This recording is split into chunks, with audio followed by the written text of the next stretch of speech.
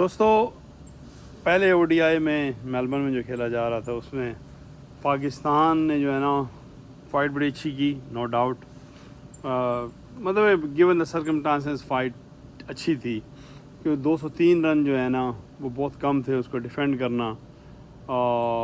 मतलब है कि ऑस्ट्रेलिया कंडीशन में ऑस्ट्रेलिया के अगेंस्ट, लेकिन कुछ गलतियां हैं जो बनाई गई की गई आउट से कप्तान की तरफ से या पाकिस्तान की टीम की तरफ से। लेकिन as far as the fight is concern out से देखें, मैच से पहले भी हमने कहा था कि मैच जो है ना हार या जीत जो है ना वो तो चलती रहती है मैच में। आप हारें उससे कोई फ़र्क नहीं है, लेकिन फ़ाइट करके हारें, मुकाबला करके हारें, तो उसमें यह है कि एक टीम जीतेगी, एक हारेगी, और जो अच्छा खेलेगी, अच्छी प्लानिंग करेगी, अच्छी स्ट्रेटजी से जाएगी, जो दलेरी दिखाएगी, वो वेरी लाइकली वो मैच जीतेगी। तो पाकिस्तान ने इसमें जो कुछ गलतियां की, अगर आप शुरू से देखें तो ये है कि एक तो ये जो है ना शफीक की, अब्दुल्ला शफीक की और साइम अयूब की जोड़ी कुछ चल नहीं रही। आप पिछले जो है ना कोई 10-12 मैच उठा के देख लें तो इनका जो है ना मेरा ख्याल एक आध कोई इनिंग है 35 सम रन की, उसके अलावा कहीं 3, 5, 8, 12 इस तरह सिंगल डिजिट में, या मेरा ख्याल 10-12 इनिंग आप इनकी उठा लें। मेरे ख्याल इसमें 2 या 3 ऐसी इनिंग्स हैं जो डबल डिजिट हैं, अदरवाइज सारी सिंगल डिजिट हैं। तो मेरा ख्याल है ये this is not working out. तो मेरा ख्याल है यहाँ पे हम फ़खर ज़मान को मिस कर रहे हैं। ये मतलब मैं टेक्निकल या स्ट्रेटेजिक मिस्टेक नहीं बता रहा हूँ, ये मैं स्क्वाड की बता रहा हूँ कि जो स्क्वाड है वो जो है ना ओपनर की जगह जो है ना वो सही नहीं है, इसमें कुछ करना पड़ेगा। I would say we are missing Fakhar Zaman. तो यहाँ पे हमें फ़खर ज़मान की ज़रूरत थी, या फ़खर ज़मान जैसे प्लेयर की जो है ना ज़रूरत महसूस हुई, नंबर 1। नंबर 2 ये है कि जो एक और गलती की अपना रिजवान ने, उसमें जो है ना वो 4 सीमर को लेके गए। मेरा ख्याल है यहाँ पे जो है ना थोड़ी सी चेंज ये करनी थी, आपको एक स्पिनर भी चाहिए था। देखिए सलमान आगा जो है ना वो बैटिंग ऑलराउंडर हैं, वो पार्ट टाइम स्पिनर हैं, he is not specialist spinner आप उसको कह दें, या एक एक्सपर्ट स्पिनर आप कह लें, जिस तरह ऑस्ट्रेलिया के पास जैम्पा है, हर टीम के पास है। तो मेरा ख्याल है यहाँ पे आप फैसल अकरम को लेके गए हैं तो उनको इंसर्ट करने की ज़रूरत थी। बड़ा ग्राउंड है, इसमें इतना आसानी से जो है ना रन नहीं बन सकते। देखिए जैम्पा ने 2 विकेटें निकाली और उन्होंने जो है ना एक ये भी डिपेंड करता है कि किसकी विकेट निकाली। उसने जो है ना आउट किया बाबर आजम को, उस वक्त जब बाबर आजम सेट नज़र आ रहे थे, एस प्लेयर हैं, मेन प्लेयर हैं, तो उन्होंने बाबर आजम को आउट किया। It's a crucial time. तो और रन भी फिर जो है ना इतने वो नहीं बनाने दिए। तो एंड में आके जो है ना नसीम शाह ने कोई छक्के वक्के इधर उधर मार दिए तो लगा जैम्पा ने रन दिया, अदरवाइज़ उन्होंने रन नहीं दिए, कंटेन किया।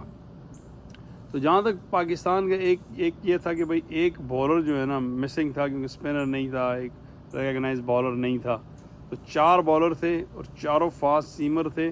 और आपने एक चीज़ और देखी होगी, 4 बॉलर जो है ना वो सेकंड जब उनका वो था स्टिंट थी या 4 ओवर के बाद, तो उनमें आपको वो एनर्जी नज़र नहीं आई, वो जिप नज़र नहीं आया, वो इंथुसियाज्म नज़र नहीं आया, वो विगर नज़र नहीं आई, वो क्या कहते हैं उसे, वो आपको एक क्या कहते थे गोइंग फॉर द किल जो है ना वो नज़र नहीं आया। जिस तरह ऑस्ट्रेलिया के बॉलर जो है ना, जब देखें मिचेल स्टार्क ने 6 ओवर किए ना, रो किए, फिर पैट कमिंस ने किए, वो हर बॉल पे, हर ओवर में, हर उसमें जो है ना उनका एक स्पेस बढ़े जा रहा था। अगर आपको याद हो, जो मिचेल स्टार्क ने जो बॉलिंग शुरू की वो 140 लो से शुरू हुए, वो 140, फिर उन्होंने 141, फिर 142, फिर 143, फिर 144। तो उनका पेस जो है ना हर ओवर में ऊपर जा रहा था। तो हमारे जो है ना आउट से कि हमारे सीमर ने इनिशियली बॉलिंग अच्छी की, लेकिन बाद में जो जब ज़रूरत थी पेस की ज़रूरत थी, स्पीड की ज़रूरत थी, वहाँ पे जो है ना आपको 131, 132 देखने को नज़र आया। देखें प्रॉब्लम ये है ना कि जब सेकंड टाइम था जब हमने विकेटें निकालनी थी, आपने प्लेयर तो उनके आउट कर दिए थे, उनके रेगनाइज बैट्समैन तो आउट कर दिए थे, पीछे रह गए थे बॉलर्स। जरा पैट कमिंस है, शॉन एबट है, या मिचेल स्टार्क हैं, ये उनके बॉलर्स हैं। ये जो है ना जिस तरह देखिए पैट कमिंस ने जो है ना 30 सम रन किए, उसने मैच जिता दिया, क्योंकि स्लो स्कोरिंग टोटल था।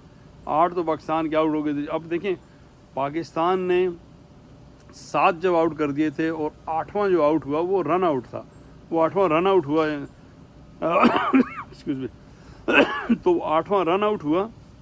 वहाँ पे आपको बॉलर चाहिए था जो पेस के साथ बॉलिंग करे और उड़ा दे, जो है ना बॉलर हैं उनके, पेस से तेज़ बॉलिंग करे, हुक करे, मतलब बाउंसर मारे, वहाँ पे जो है ना फंसा के उनको आउट करे। तो वो पाकिस्तान नहीं कर सका, क्योंकि बॉलर्स का पेस जो है ना, देखें एक अक्सर कुछ लोग कमेंट करते हैं, मैं उनको कोट कर रहा हूँ, मैं तो नहीं कह रहा ये, लेकिन इस बात इसमें कुछ सच्चाई भी है कि यार ये तो 1 घंटे के बॉलर हैं, ये तो 4 ओवर के बॉलर हैं, 5 ओवर के बॉलर हैं।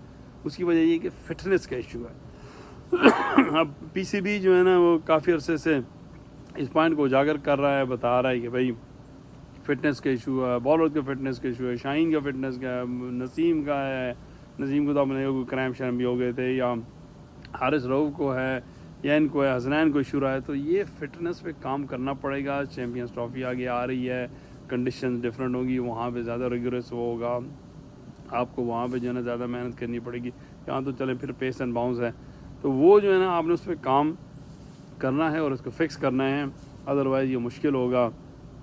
तो अभी उसमें ये है कि मेरा ख्याल है इसमें हमें फैसल अकरम की ज़रूरत थी इस मैच में, या क्या कहते हैं उससे कहाँ आमिर जमाल, क्योंकि आमिर जमाल का ये है कि वो बॉलिंग भी कर लेते हैं और वो जो है ना बॉलिंग ऑलराउंडर हैं, बैटिंग ऑलराउंडर हैं। मेरा ख्याल है वो अच्छे एक जो है ना रिकगनाइज ऑलराउंडर बन सकते हैं, क्योंकि वो दोनों चीज़ें बखूबी कर लेते हैं।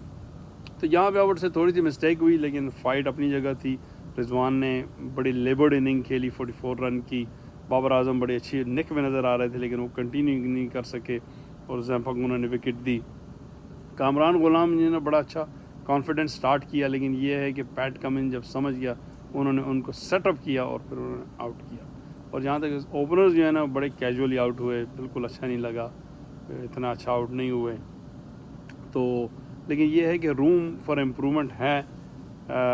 पाकिस्तान ने ठीक है हारा। अगर ये देखें मैच जो है ना, रिजवान ने भी कहा था कि 50 ओवर तक नहीं जाएगा, नहीं गया ये, लेकिन ये है कि इसका ये मतलब नहीं कि अगर 50 ओवर में नहीं जाएगा तो आप जो है ना 30 या क्या कहते हैं 35 ओवर की आप प्लानिंग करेंगे और आप उतने ही जो है ना अपने बॉलर को, वही ऐसा नहीं है। आप 50 ओवर की करें, आपने 5-5 जो है ना बॉलर से 10-10 ओवर करवाने हैं और रिदम में करवाने हैं। उसके लिए जो है ना मेहनत करनी पड़ेगी, फिटनेस पे काम करना पड़ेगा, गोल करना पड़ेगा और देखना पड़ेगा। अगर यहाँ पे एक आध बॉलर को ज़ख्मी हो जाता तो हमारे लिए बहुत ज़्यादा प्रॉब्लम हो जानी थी इस मैच में। तो ये इसको देखना पड़ेगा और ओवरऑल आई वुड से it could be a good learning curve. ये मैच वैसे पाकिस्तान को जीतना चाहिए था, जिस तरह सेटअप कर दिया गया था ना, ये जीतना चाहिए था।